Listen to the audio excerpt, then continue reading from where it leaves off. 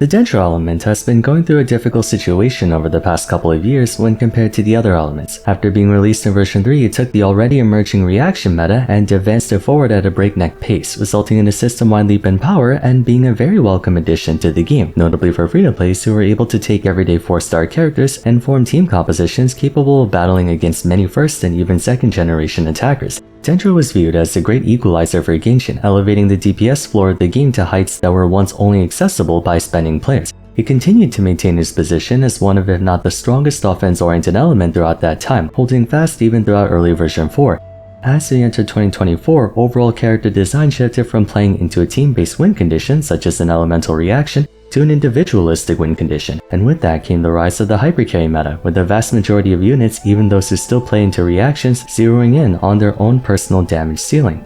As Dendro was all about playing into either of the two premier reactions that accompanied it back in version 3, the element has been struggling to keep up with the rising power scaling of the game, leading many units once considered among the best in the game like Alhaitham, Nahida, and Baiju to witness a noteworthy if not substantial loss in relevance throughout 2025. Further exacerbated by the total absence of any new Dendro characters in the past year, with the sole exception of Kanish. Forwarding into version 6, there's a bit of optimism with Llama, the first limited character representing Luna 1 being a Dendro unit. Players have been speculating whether or not this would be the return of a reaction meta, especially having been prefaced by the release of Inefa the version prior. After taking a look at her abilities, her intended niche, and a range of applications and concept, Llama indeed appears to be just what Dendro needs to bring itself back into relevance, as she not only brings a lot of power in and of herself, but she also might have the same effect as Escoffier where she can single-handedly save the element. That being said, compared to Escoffier, it might come at the expense of those who came before her.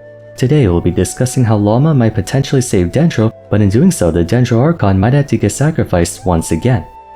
You might think I'm being a bit dramatic with that last sentence, and I'll confess it may sound a bit exaggerated, but understand that the situation concerning Llama, and by extension Dendro, is a very delicate one in light of how interconnected the element is with its units. There is no other attribute in Genshin Impact with as tightly packed of a cast as Dendro. The whole premise of Dendro was accessibility, the idea that most of its units could play into all manner of Dendro playstyles and get good results. Alhaitham could play into a spread team, a bountiful bloom team, a hyper bloom team. Same applies to Baiju, he could play into any one of Dendro's elemental reactions. Dendro MC, Kale, Kirara, Yao. The central narrative was that you could put any Dendro unit together with almost any Hydro unit and or almost any Electro unit, and bam, you got yourself a Quickener hyper bloom team. Naturally, it meant anything affecting Dendro, positive or negative, would have a knock-on effect on its entire cast. If Dendro was strong, so were its people, and vice versa.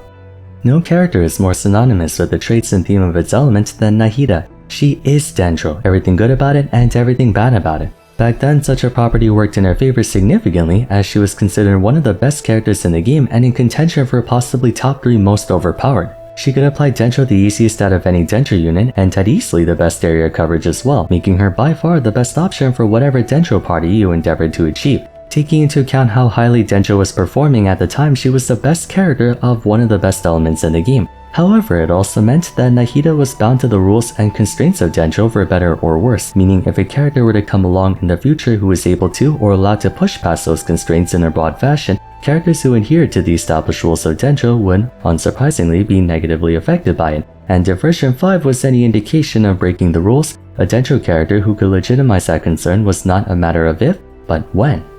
Llama marks the first Dendro unit to come out in almost a year, with Kanish having been released in nearly the same time in 2024. Much like with Escoffier, people have eyes on her being the one to bring Dendro back into the meta, which has been struggling to keep up with the rise of hypercarry-focused units throughout Nadland. There are 2 ways in which you could achieve this. Either 1, introduce a Dendro unit who can dish out tons of personal damage, as demonstrated by Kanish, or 2, consolidate many roles together that can elevate the overall performance of a Dendro reaction team, the latter choice being the more ideal one since it would give Llama incredibly strong personal value and secondarily bring up the value of other characters, not unlike how Farina brought up characters like Jean from near unusable to a decent budget fanfare driver. Fortunately, in regards to that, I'll give credit where it's due. Hoyo managed to check off many boxes that Dendro was sorely in need of. Opening up with the skill, Llama has a tap and hold version. The hold version in particular lets you charge up to 3 stacks of Verdant 2, which is responsible for getting stacks of Moonsong for her elemental burst. Regardless of whether you tap or hold cast, she summons a little floating thingamadoohickey that follows the active character, periodically dealing a pulse of Dendro damage in a wide AoE around you. In addition, damage dealt by your skill and summon will shred the Hydro and Dendro resistance of all nearby enemies by 25%.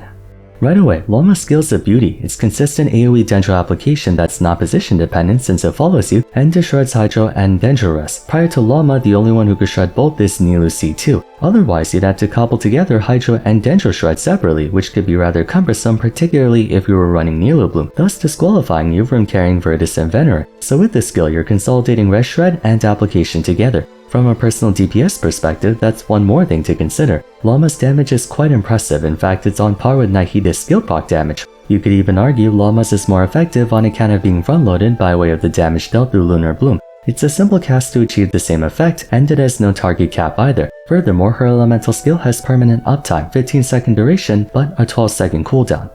Next, her Elemental Burst. Llama loads up on 18 stacks of Pale Hymn, in which anytime the party deals Bloom, Hyper Bloom, Burgeon, or Lunar Bloom damage, she consumes a stack of Pale Hymn to substantially increase the reaction's damage. One stack is used up for every enemy hit, so if you strike 5 dudes, she expends 5 stacks. Also, she gets 6 more stacks for each Moonsong you have, resulting in a potential total of 36 stacks per cast of her Q. Just how much does Llama boost the damage of the attack though? To the tune of 500% of her Elemental Mastery. Bear in mind, this can be layered on top of anything else that would amplify Bloom damage, including Nilou's Bountiful Bloom Core conversion.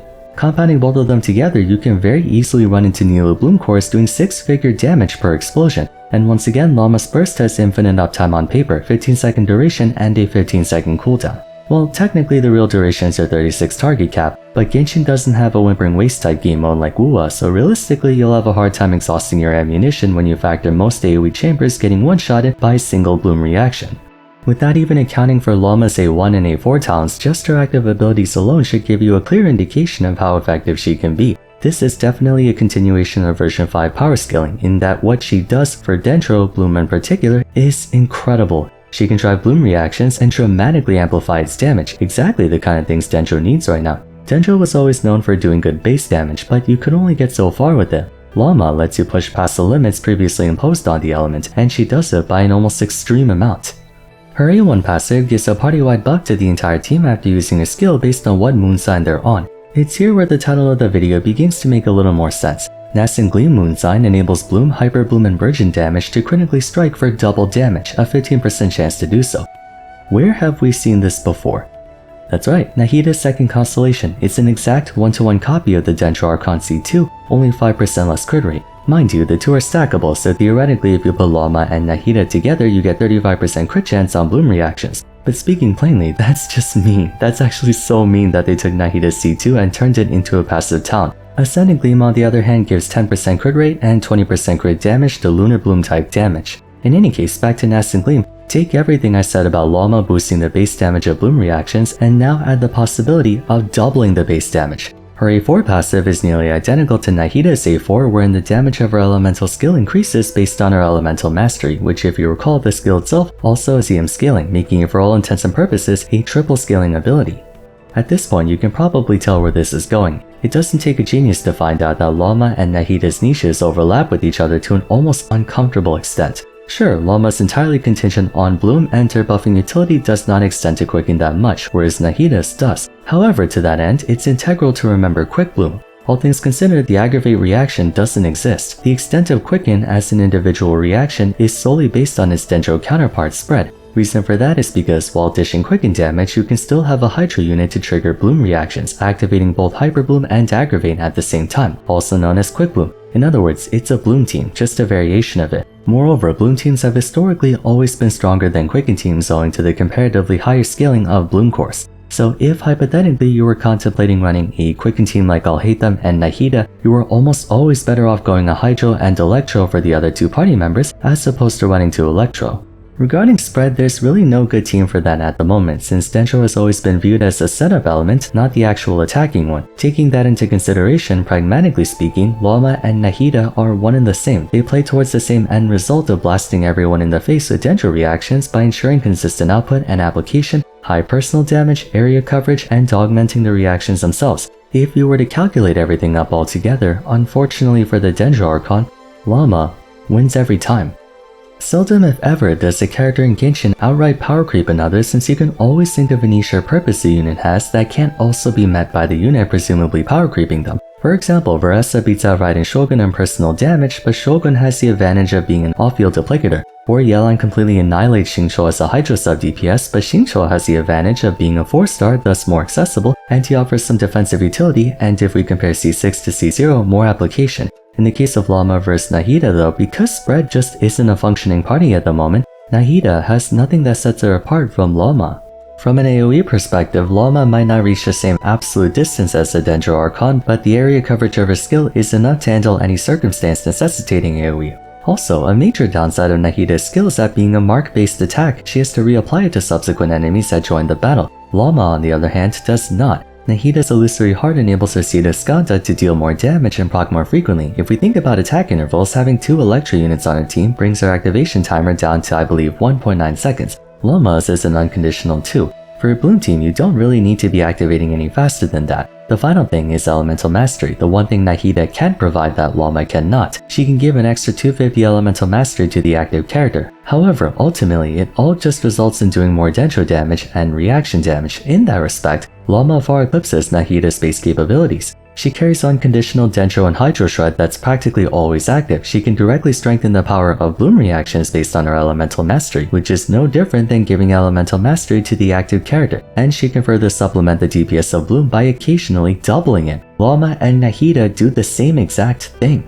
You might say, why not pull 2 giant paint bubbles and put them together the same way you put Xingqiu and Yelan together? Normally that would be a valid decision, however the issue is that it's hard to make enough room for them together. Take Nilou Bloom for instance, the team expected to benefit the most from Llama's addition. Like I mentioned in my Why No One Plays Kaveh and Failed Characters video, the long and short of why Kaveh doesn't work in Nilou Bloom is because 2 Dendro 2 Hydro isn't as effective as 1 Dendro 3 Hydro due to the internal cooldown Bloom cores have per unit. The same would apply here. To run Llama and Nahida together in a Bloom team, you would have to run them and then Nilou as well, leaving you with only 1 other Hydro slot. Neither Llama nor Nahida are dedicated on-fielders, and more importantly, neither of them are healers. The self-destructive nature of Nilou's Bountiful Bloom team mandates that you have a healer, more so when you consider Llama makes the Bloom cores do so much damage you can quite literally one-shot yourself by accident. That leaves you with only Kokomi and I guess Barbara capable of being an on-field attacker and healer at the same time. It's just not very practical to go for both of them, especially when you could switch out Nahida for like Yelan and Xingqiu Farina to get more sub-DPS and Hydro application that way.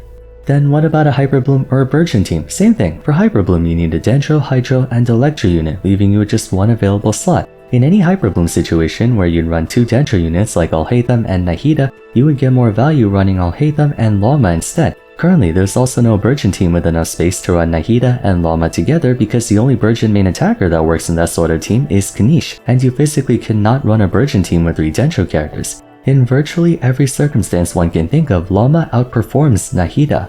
Constellations don't allow the Dendro Archon to outpace Llama either. If anything, the gap between C2 Llama and C2 Nahida is even wider than base against base. Though I will concede that Llama gaining the ability to heal on her C1 can make it so you don't have to have a Hydro healer, which gives you the chance to use Nahida with her. But if it's one or the other, there's no other way I can put it. Llama is Nahida, but better. This might be the most poetically tragic twist of fate I've seen in a gameplay narrative instance in Genshin. The story of Ruka Devata in version 3 was that she sacrificed herself to essentially save her people from corruption by the forbidden knowledge. In turn, that led to Nahida, the spiritual successor to her. And the same thing is happening again. Dendro has been struggling to keep up with the metagame, and with Nahida being the heartbeat of the element, she has to sacrifice herself to allow Dendro to advance forward with everyone else. In a way, I feel like this is not only bound to happen, but maybe even necessary. You can't progress Dendro forward without breaking the element, just like how they broke Hydro being the reaction support element by creating one of the most powerful personal DPS supports in the game and 2 extremely powerful hyper carries, or how they broke the previous concept of Geo being an insular element through Shilonen. But Nahida is Dendro, so the only way for Genshin to make Dendro strong again is ironically, just like with their predecessor, to forget Nahida and move on to the next all-powerful Dendro unit and a new generation of Dendro characters. The advent of Llama most certainly achieves the goal of making Dendro a busted element again. The sheer extent of her supportive utility and role consolidation leads to a direct upgrade for every existing Bloom team, effectively comprising the majority of all Dendro teams, and every new Dendro team that comes after. But to do that, it comes at the cost of the Dendro Archon herself. I can't tell if Hoyo intentionally implemented it this way in a twisted sense of narrative gameplay connection, but who knows. Either way, to conclude, Llama for all intents and purposes is Nahida but better. Llama is the new face of Dendro. What do you guys think about this? Do you find Llama to be a welcome addition to the game, or do you think it's a problem that an Archon is being directly power grabbed? Let me know in the comments down below. That's it for today, so if you enjoyed the video, I would appreciate it if you could leave a like and subscribe. Don't forget to follow me on Twitter at Vars, join my Discord server, and check out my other Genshin Impact discussion videos if you haven't yet. But till next time, thanks so much for watching, and I look forward to seeing you again soon. Take care.